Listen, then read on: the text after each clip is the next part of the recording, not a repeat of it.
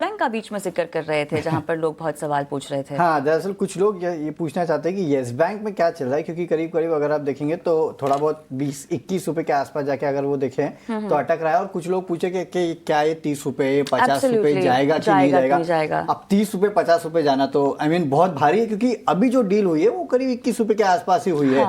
हाँ, लेकिन एक बात हो जाता है कि वो बेस बन जाता है। बिल्कुल, वो बेस तो बन गया है, लेकिन अब यहाँ से रेजिस्टेंस कहाँ फेस करेगा 30-50 कहना तो काफी मुश्किल है। हमारे एक्सपर्ट साहब हैं सचिन जी, बताइए कहाँ पर बेस बन रहा है और कहाँ रेजिस्टेंस आ रहा है चार्ट्स के मुताबिक येस बैंक का। स्टार्टिंग ऑफ मे सीरीज में एक अच्छा रिबाउंड लोअर साइड से देखने को मिला था, करीब 17-18 के आसपास के वो लेवल्स थे। यहाँ से हमने जो है वो एक ब्रेकआउट कंटिन्यू होता हुआ देखा था। तो मुझे लगता है 17-18 है, 17 से 18 रुपए, ये एक अभी के लिए इमीडिएट बेस नजर आ रहा है टेक्निकली।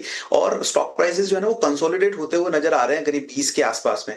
तो ऑन दी हायर साइड में ब्रेकआउट लेवल जो है वो करीब 21 रुपए 50 पैसे का है। तो 21.5 अगर ये लेवल्स ब्रेक हो जाते हैं तो पॉसिबली करीब 24 से 25 तक के टारगेट जो है वो हमें शॉर्ट टू मीडियम टर्म के अंदर देखने को मिल सकते हैं। In case on the higher side में 25 इवन अगर स्टॉक ब्रेक कर देता है तो फिर पॉसिबली 28 तक के मोमेंटम कंटिन्यू होने की पॉसिबिलिटीज बनती हुई नजर आ सकती है। सो अभी के लिए अगर हम देखें तो करीब 17 से 18 रुपए के आसपास में एक बेस है और 21 रुपए 50 पैसे वही ब्रेकआउट लेवल है। तो फ्रेश बाइंग के लिए मेरे हिसाब से अगर ब्रेकआउट मिलता है 21.50 के ऊपर तो बिल्कुल बाई किया जा सकता है। इमीडिएट टारगेट करीब 23 से 24 रुपए तक के हो सकते हैं। ये 23 से 24 रुपए तक के टारगेट्स आप यहाँ पर देख रहे हैं चार्ट्स के मुताबिक। लेकिन हम शो को आगे बढ़ाते हैं और रुक करते हैं हमारे बेहद खास सेगमेंट ऑप्शंस के चैंपियन की ओर।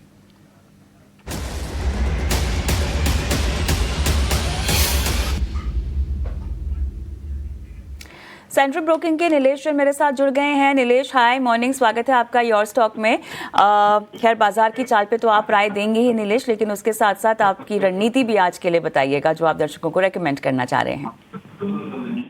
Very good morning to you. देखिए बिल्कुल मार्केट की अगर हम बात करें तो एक्सपायरी वाला वीक है, मंथली अगर एक्सपायरी सप्ताह होने वाली है, जिस हिसाब से वॉलेटिलिटी इंडेक्स में लगभग 4.5-5% का उछाल एकाएक हमें देखने को मिल रहा है। तो यहाँ पर थोड़ी वॉलेटिलिटी हम एक्सपेक्ट करके चल सकते हैं। हो सकता है हमें निचले स्तरों से एक रिबाउंड भी देखने को मिल जाए गोइंग फॉरवर्ड।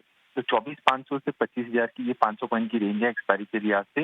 यहाँ पर एक खरीदारी वाला ट्रेड ऑप्शन के लिहाज से जो रडार पर आया है वो है एशियन पेंट में। एशियन पेंट के अंडरलाइन की अगर हम बात करें तो पर्टिकुलर काउंटर एक कंसोलिडेशन दिखा रहा है, बट यहाँ पर एक बेस फॉर्मेशन की भी तैयारी हो रही है। यहाँ पर एक पुल बैक 2350 से 2380 के जोन में आता हुआ नजर आ रहा है। इसीलिए यहाँ पे कॉल ऑप्शन 2320 का एट द मनी का लेने की सलाह होगी, जो कि फिलहाल 26 रुपए के आसपास है। 14 रुपए का स्टॉप लॉस होगा। 45 का पहला टारगेट, 60 रुपीज तक के सेकंड टारगेट यहाँ पर देखने को मिल सकते हैं।